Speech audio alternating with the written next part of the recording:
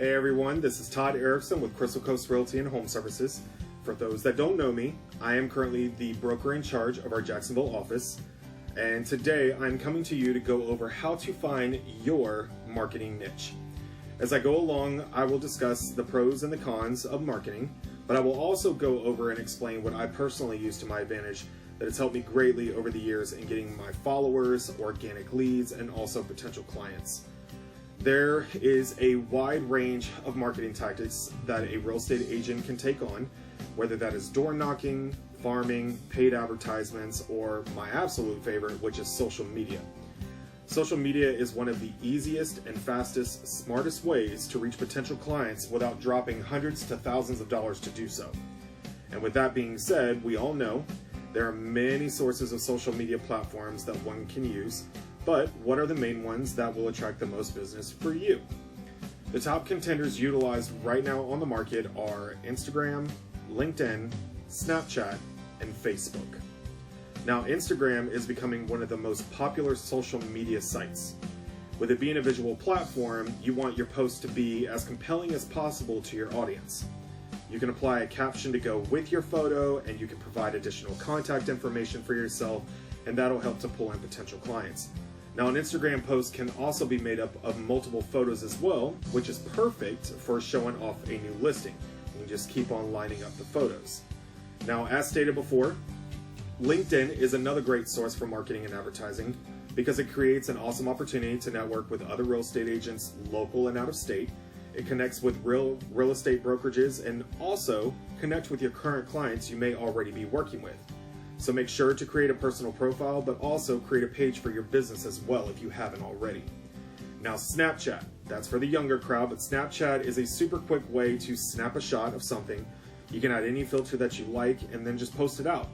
Anyone that you may have listed as a friend will be able to see your posts, but also the great thing about all of these social media platforms is the content can be shared between them, making it easy to be well-rounded in all aspects of it.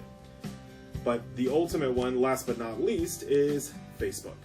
Facebook is by far the most popular platform in real estate, but also my favorite when it comes to advertising and marketing.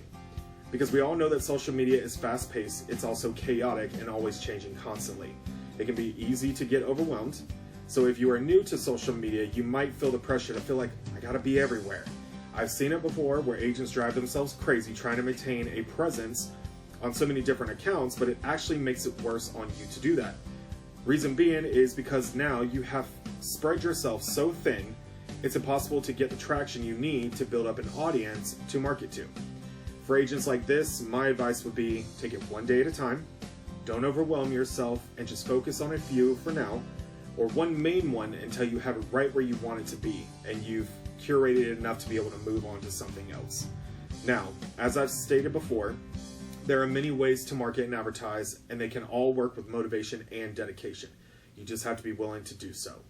But I want to share with you my niche, which, like we said before, Facebook.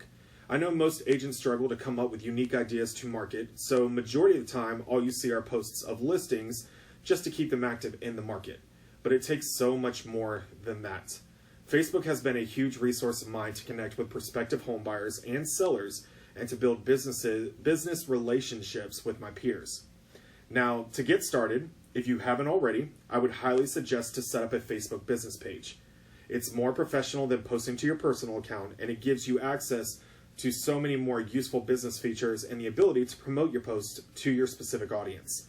Once you've completed that, now we want to market and keep your page as fresh as we can with new vibes on the regular. Having posts with images and photos is going to help you tremendously, as nowadays we all know more people are visual learners than they are readers.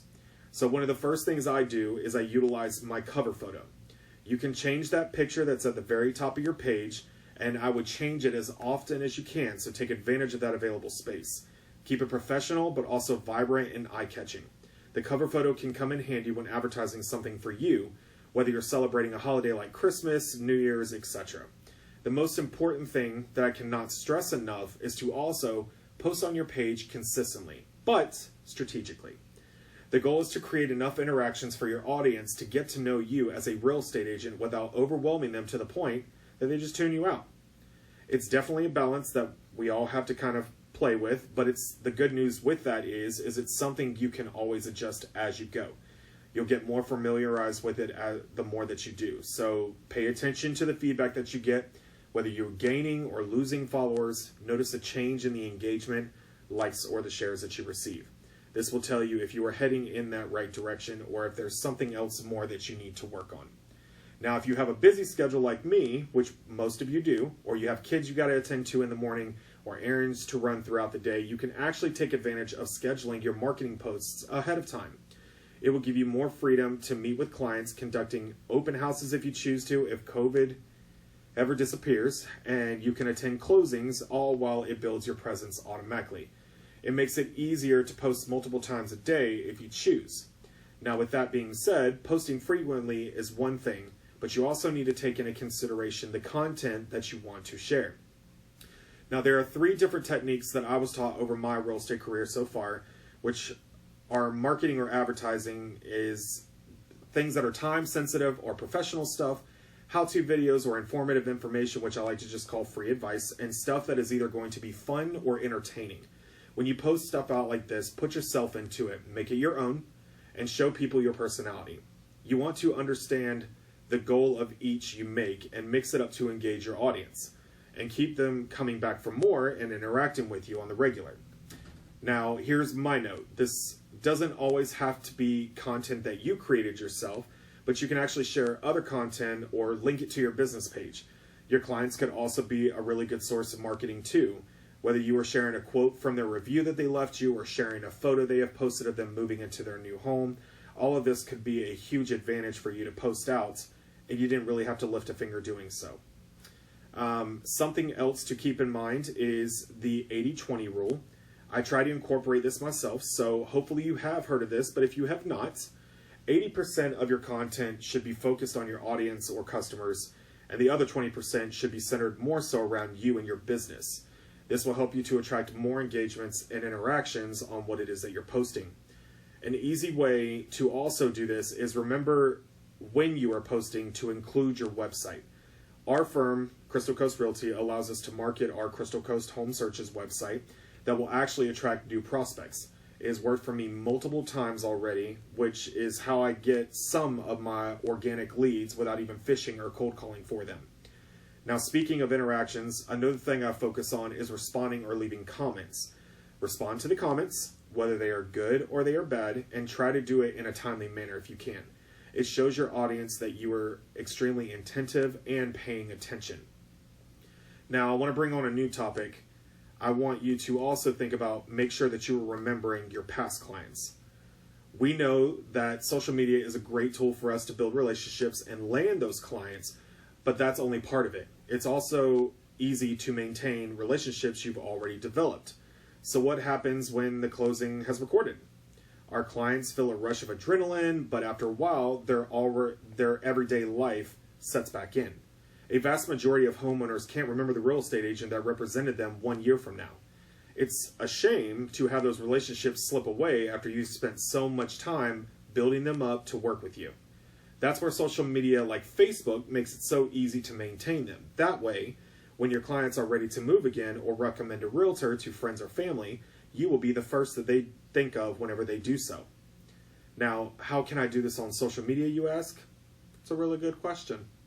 Like I discussed earlier, the technique of putting out how-tos and informative information, you can brainstorm the things that you wish you knew when you moved into a new home, whether it was a rental or you purchased.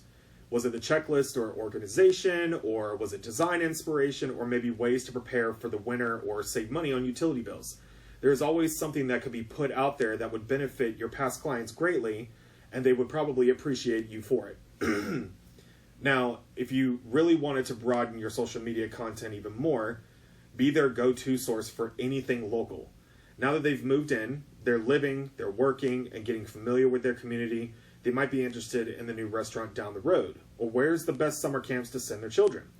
Share local information to keep them up to date. Let them know what's happening and what's to come. One of my absolute favorite things to do on social media as well is to offer the free advice to help kind of break things up so it's not always the same things. So news articles from Realtor.com, and so on and so on. if you know that it could be affiliated with our current market in real estate, then I would absolutely share it. An example of that could be 10 mistakes sellers make when selling their home. Giving tips about how someone could stage their home are good ways to gain more interest, likes, and also comments. So another thing is I want to talk about humor. It never hurts to sprinkle just a little bit of humor when it's appropriate. People like to laugh or share what they find funny. And with that, you've now gained shares and likes, but also allowed your audience to know you and that you are human and not a robot. Give them a reason to love you a little bit more. Speaking about robots, another key thing to remember is to post images of you or you with your happy clients. It helps to put a personal face on your business and your brand. Potential clients want to know they are dealing with a real person. When posting about you and your clients, you can do it in multiple ways. One that I know of is photograph them in front of their new home because it can demonstrate that you are successful in helping people buy, but also that people trust our company enough to want to work with us. And two, use congratulatory posts, especially if you have clients that don't want to be publicized on social media. So with everything that I have discussed, this is what I find to be my personal marketing niche. Obviously, there is much, much more that can be done on Facebook than what I do or in other social media platforms or anything that I have discussed with you. But hopefully this information was helpful for you. And if so, I'm going to try working on a series of videos in the future to kind of help break down the uses of the other platforms, but also how-to videos on setting up a business page if you aren't sure how, and so on and so on. So if you ever have any questions on this, you're more than welcome to reach out to me anytime. So that's all I have for you on this video. Thanks for watching.